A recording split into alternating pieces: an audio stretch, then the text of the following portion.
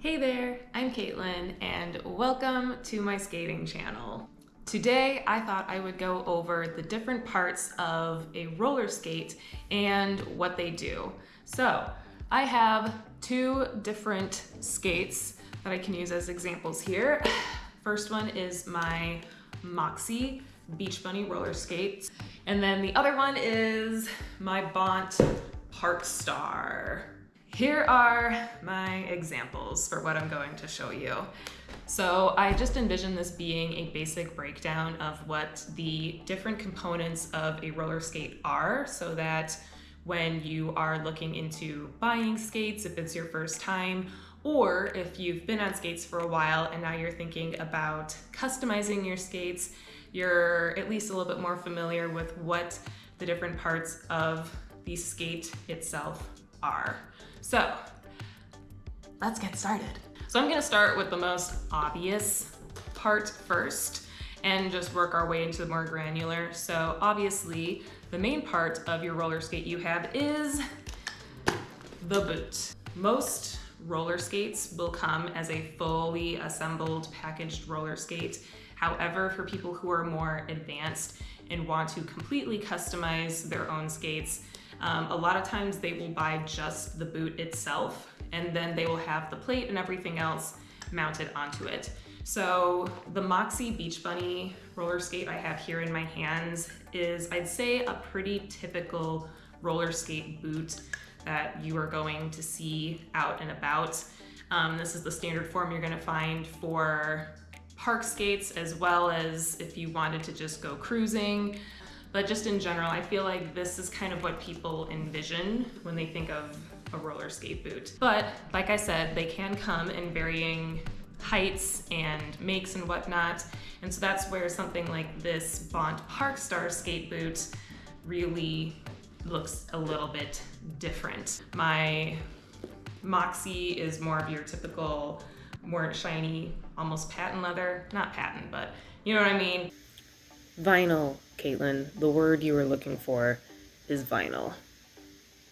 Whereas this one is suede on the outside. It also comes with its own ankle strap.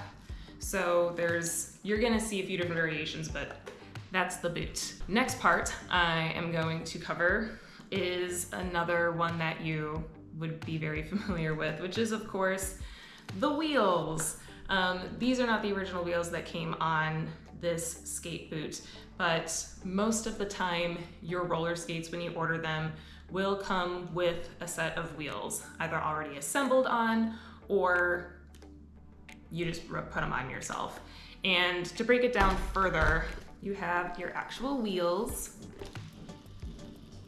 and then furthermore you have your bearings.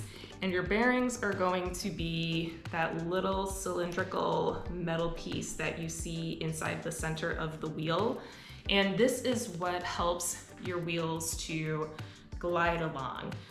There's definitely different quality levels of bearings that you can get. And so higher quality bearings are going to mean a more smooth, crisp movement on your wheels. Another thing that you want to keep in mind if you are going to be customizing your skates and you want to get new wheels is most of the time, whatever wheels you order are not going to come with the bearings already in them. You need to buy bearings separately.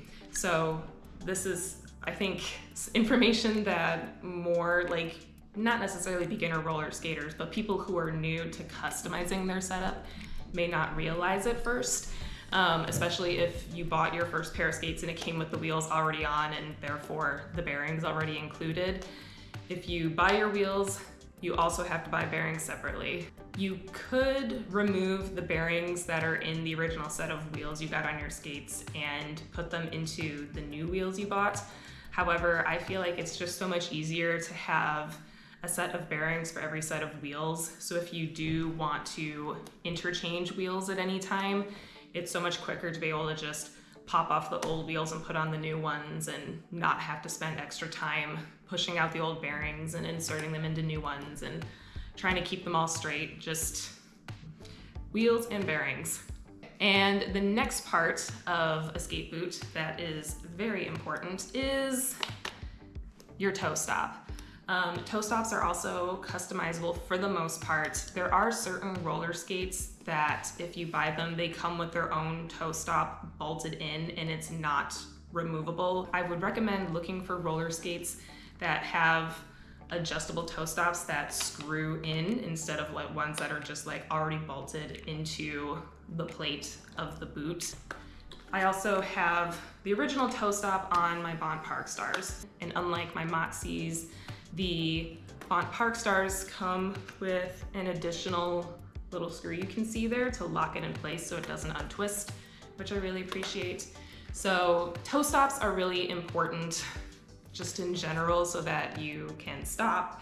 However, people who decide to go into jam skating or artistic skating, a lot of times they will remove the toe stop and they'll insert a jam plug into the hole instead, because with this big chunky piece here, if you're trying to do certain moves on your front wheels, this will really inhibit you. So in order to give themselves more room, they'll just put like a little jam plug in instead. So you may also see that. That is also an option if you are interested in going that route with your skating as well.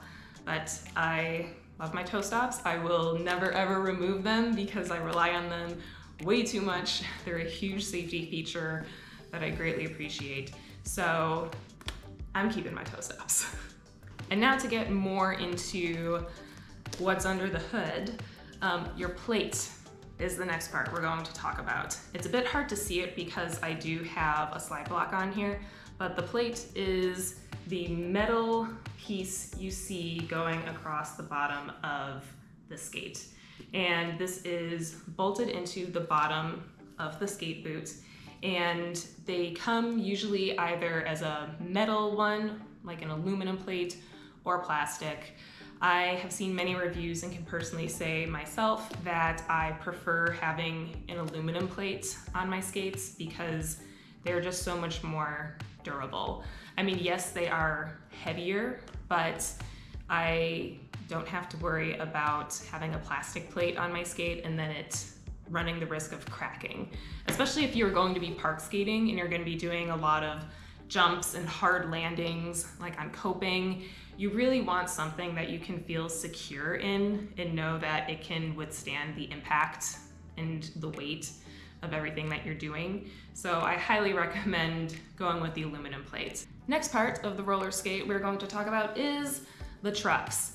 You've probably heard this a lot. Your trucks are the metal pieces you see here locked in to your plate that connect your wheels. So trucks come in a couple different width sizes.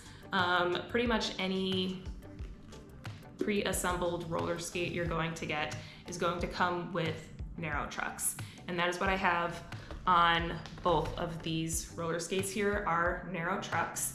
It can kind of vary in terms of the length. I believe it's like 2.3 inches in length is a narrow truck. But there are also wider trucks, which I believe are 3 inches or maybe 3.2 inches, where they're basically going to be longer and therefore your wheelbase is more of a square shape, whereas here it's more of a rectangle because it's more narrow. And people will usually get wider trucks if they're trying to do 50-50 grinds. So that's basically where you're putting one foot in front of the other on coping, or on a ledge, something like that, because the wider space you have on the trucks gives you more stability for being able to lock on and do those tricks. And a lot of people feel like they just have more stability in general when they're trying to land on coping and whatnot. I have heard that wider trucks do make the ability to turn quicker, a little bit harder. Carving might feel a little different, but it really all comes down to personal preference and what you want to do. And you can adjust the tightness level of your trucks as well for how much give you want when you are trying to move around depending what type of skating you're trying to do. And the last part of the original standard roller skate setup that I'm going to cover here are your Kingpins, which you can't really see them on here right now because I don't have this whole roller skate disassembled, but they're going to be the metal prongs that stick out from your plate, where you can see these cushions and bolts and everything is mounted on. And Kingpins come in varying degree angles. I believe it's anywhere between 10 degrees and 45 degree angles, but I think most skates are around 10 degree angle Kingpins. And that all has to do with, again, agility and how much leeway you want to have when you're trying to skate. And it'll also affect the size of a slide block that you want to put onto your plates as well. So that is the basic gist of what makes up a basic roller skate. In terms of accessories, there are a few that I wanted to cover here. And the first one is, as I previously said, a slide block. So you can get so many different types of slide blocks. Obviously I have slide blocks on both my Moxis and my Bonts. So the one here is a SIB slide block, that's Chicks and Bowls. These are very glidey. You get extra sliding capability on this bottom part here. And the idea with a slide block is that you fasten it on to your plate, and then this gives you the ability to stall on coping much easier. It's also easier when you're trying to drop in on a ramp. If you're trying to do any types of slides or grinds, you definitely want to have slide blocks on. As another option here is the Bont slide block. I will say it's not quite as slidey on this bottom part here as the SIB slide block is. So I would need to get some type of skate wax if I wanted to really be able to glide on coping or on a rail or whatever it is I'm trying to slide on or grind on. You can do some stalls and dropping in on a ramp without a slide block and just being on your metal plate itself. However, I don't recommend doing that for very long.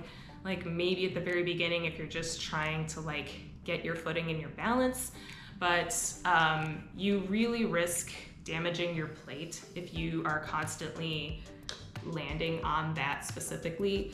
So a slide block helps protect that. And like I said, it also just gives you a way smoother experience when you're doing stalls and slides and grinds and everything like that.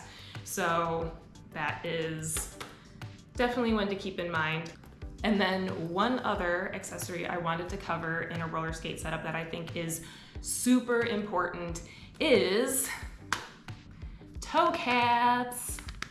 I learned very quickly that if I wanted to protect the longevity of my skate boot itself, I needed to add a protective layer to the front.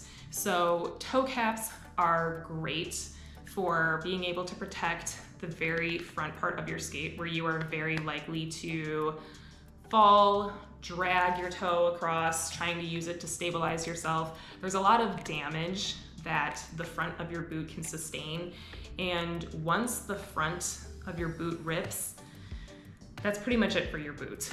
You really can't just like spot fix that.